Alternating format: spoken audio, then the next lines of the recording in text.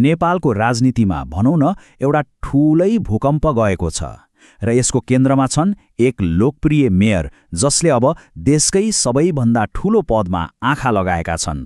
ल आउनुहोस् यो पुरै घटनाक्रमलाई अलि गहिराईमा गएर हेरौँ। त्यसो भए सबैको मनमा एउटै प्रश्न छ, होइन त? के स्थानीय स्तरमा एकदमै सफल मानिएका नेताले राष्ट्रिय नेतृत्वको बागडोर सम्हाल्न सक्छन्? आज हामी यही प्रश्नको उत्तर खोज्ने प्रयास गर्नेछौँ।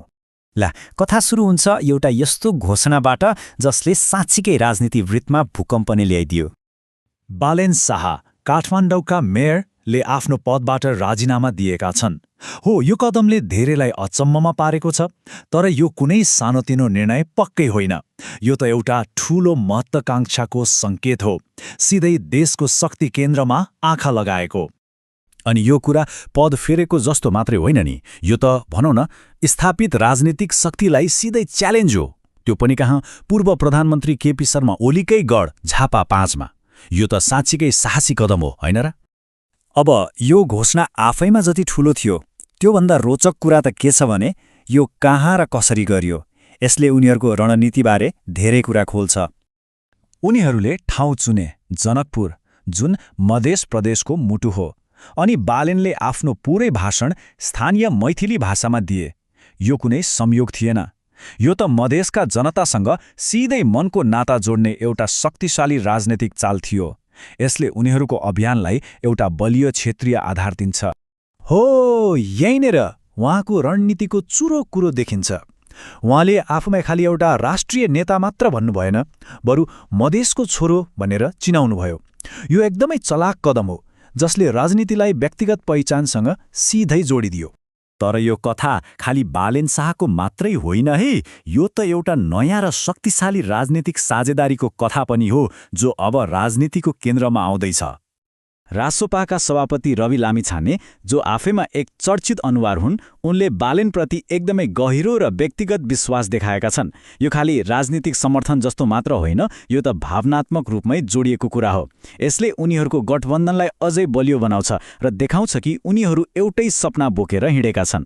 अनि यो गठबन्धनले अरूलाई पनि तानिरहेको छ। जस्तै अमरेश कुमार सिंहको यो भनाइलाई हेरौँ न, अलि नाटकीय नै सुनिन्छ, तर यसले के देखाउँछ भने यो अभियानलाई लिएर मानिसहरू कति भावुक र प्रतिबद्ध छन्। त्यसो भए हामी के देखिरहेका छौँ? रासोपाले आफ्नो टिम बलियो बनाउँदैछ।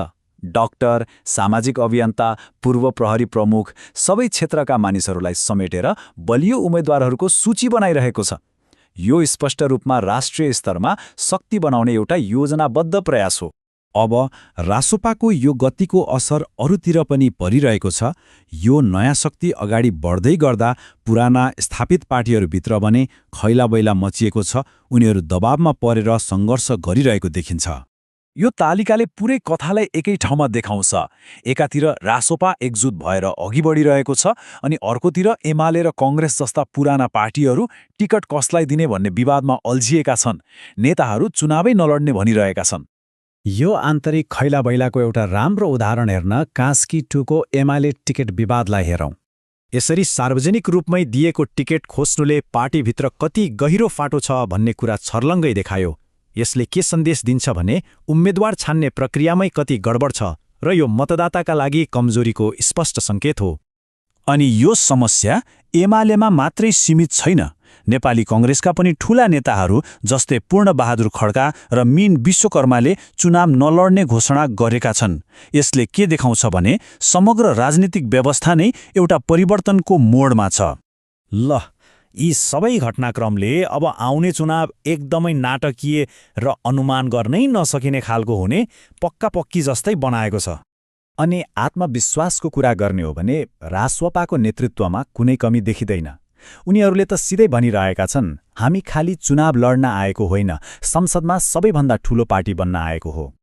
यसले हामीलाई एउटा अन्तिम र सबैभन्दा महत्त्वपूर्ण प्रश्नमा ल्याइपुर्याउँछ, के स्थानीय स्तरको सक्रियता र मिडियाको सही प्रयोगबाट जन्मेको यो नयाँ शक्तिले साँच्चै नेपालको राजनीतिको भविष्य बदल्न सक्छ त?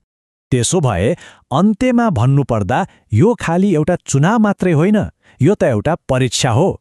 के बालेन शाह जस्ता नयाँ पुस्ताका नेताहरूले नेपालमा लामो समयदेखि जरो